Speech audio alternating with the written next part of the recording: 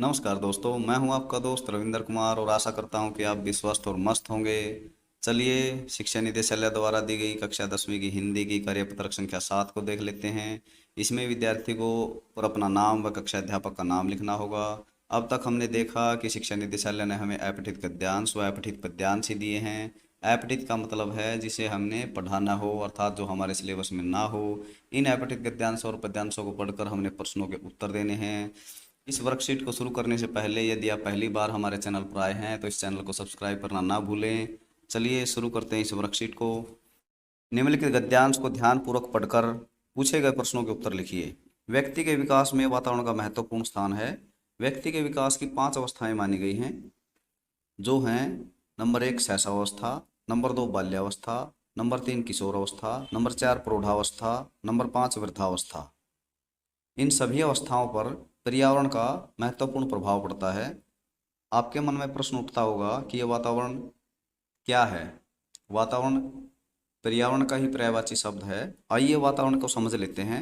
वातावरण उन सब को कहते हैं जो किसी वस्तु को चारों ओर से घेरे रहती है और उस पर प्रत्यक्ष प्रभाव डालती है। हमारे चारों ओर जो भी पेड़ पौधे, जीव जंतु या मानव या समाज रहता है, वो हमारा पर्यावरण है। उस वातावरण का प्रभाव हमारे व्यवहार पर सबसे अधिक पड़ता है। यहाँ पर आपको व्यक्ति के विकास और वातावरण से संबंधित शब्दों के बारे में जानकारी मिल गई होगी। वातावरण को प्राणी के अस्तित्व से पृथक नहीं किया जा सकता। कुछ विचारकों के अनुसार वातावरण व्यक्ति के विकास का मुख्य कारक है। वातावरण जो है वो प्राणी के अस्तित्व से पृथक का मतलब है अलग, उसे अलग नहीं किया जा सकता, क्योंकि प्रत्येक प्राणी जो है वो किसी न किसी वातावरण में ही विकसित होता है। कुछ विचारकों का तो यहाँ तक कहना है कि व्यक्ति के विकास में सबसे महत्वपूर्ण योगदान वातावरण का ही है। व्यवहारवादी मनोवैज्ञानिकों का विचार है कि वंशक्रम स्वयं वातावरण द्वारा विकसित होता है। पहले व्यवहारवादी समझ लेते हैं कि क्या होता है। व्यवहारवाद को अंग्रेजी में बिहेवियरिज्म भी कहते हैं। व्यवहारवाद बिहेवियरिज्म के अनुसार मनोविज्ञान केवल तभी सच्ची वैज्ञानिकता का वाहक हो सकता है जब वह अपने अध्ययन का आधार व्यक्ति की मांसपेशीय और ग्रंथि मूलक अनुक्रियाओं को बनाए।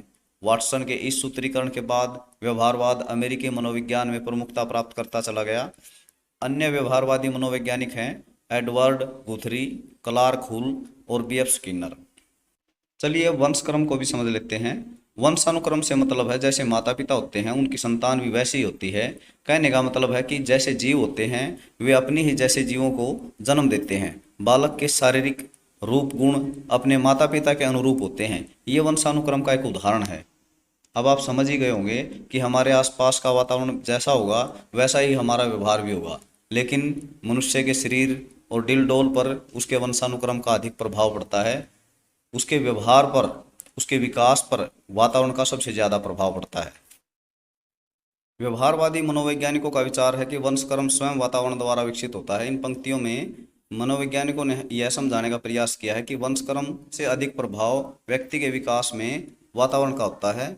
जॉन लॉक मानते हैं कि जन्म के समय बालक का मस्तिष्क एक कोरी स्लेट के समान होता है जिस पर कुछ भी लिखा जा सकता है।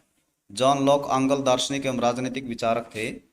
जॉन लॉक के अनुसार जब बच्चे का जन्म होता है तो उसका दिमाग बिल्कुल साफ और निर्मल होता है, उस पर कुछ भी लिखा जा सकता है।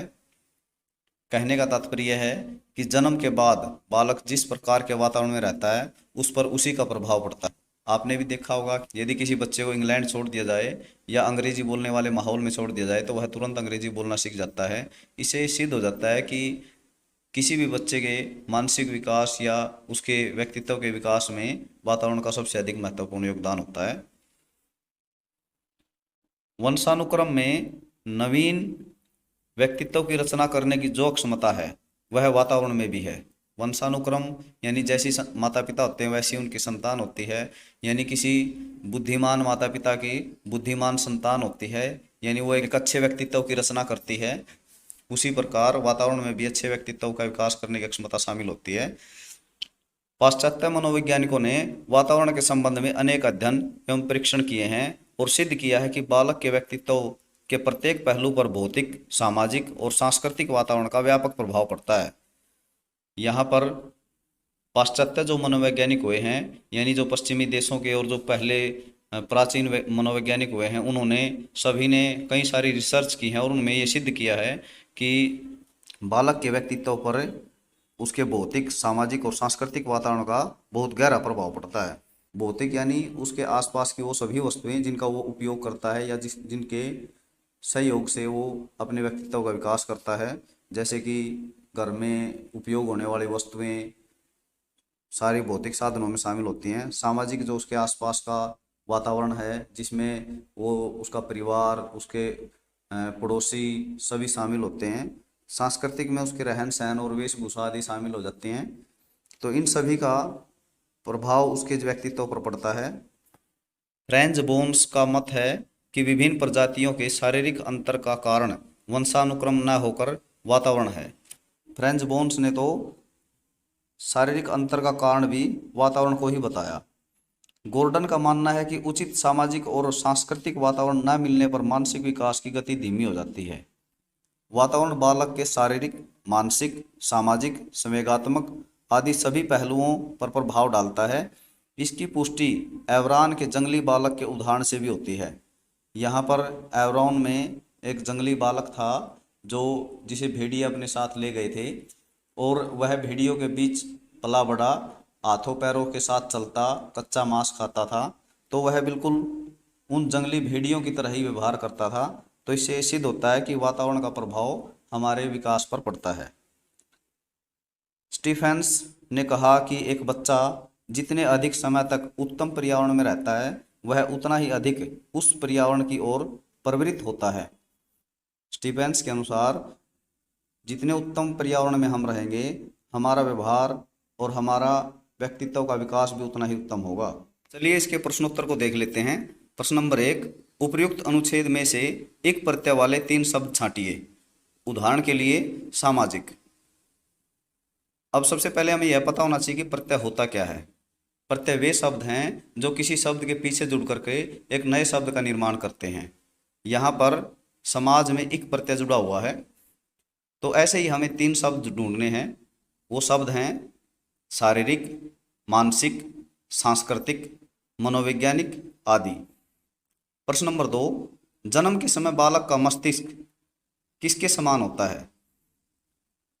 जन्म के समय बालक का मस्तिष्क एक कोरी स्लेट के समान होता है। प्रश्न नंबर 3, मानसिक विकास की गति धीमी हो जाने के पीछे क्या वजह हो सकती है? मानसिक विकास की गति धीमी हो जाने की वजह बालक को उचित सामाजिक और सांस्कृतिक वातावरण का न मिलना हो सकता है। प्रश्न नंबर 4, आपके अनुसार किसी बालक के व्यक्तित्व के कौन कौन से पहलू हो सकते हैं? हमारे अनुसार बालक के व्यक्तित्व के पहलू शारीरिक, मानसिक, संवेगात्मक आदि हो सकते हैं। प्रश्न नंबर 5, उपर्युक्त अनुच्छेद का उपयुक्त शीर्षक क्या हो सकता है?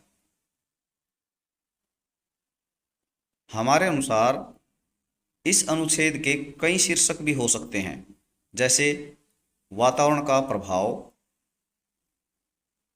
विकास और वातावरण, व्यक्तित्व विकास पर वातावरण का प्रभाव। आप इनमें से किसी एक को जो आपको उचित लगे उसका उपयोग कर सकते हैं। सबसे नीचे कोविड के संदर्भ में उचित व्यवहार संबंधी संदेश दिया गया है। कोविड-19 के विरुद्ध लड़ाई में सुरक्षित रहने के लिए मास्क पहनें। आशा करता हूँ आपको यह वर्कशीट समझ आ गई होगी। इसी के साथ मैं आपसे विदा लेना चाहता हूँ। नमस्कार।